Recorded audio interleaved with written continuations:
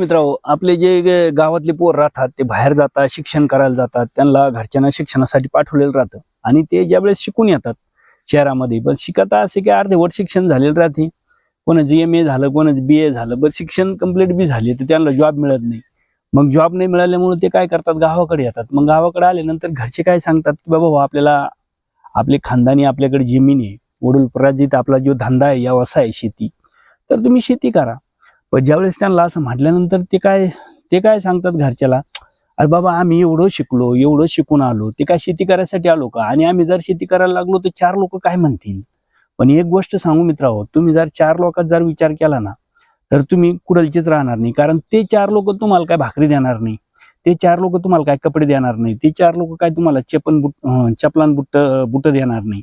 म्हणून जे करायचंय मित्रांनो, ते आपल्याला करायचंय. 4 लोकांचा विचार करायचा नाही. बिंदास आपली शेती करायची.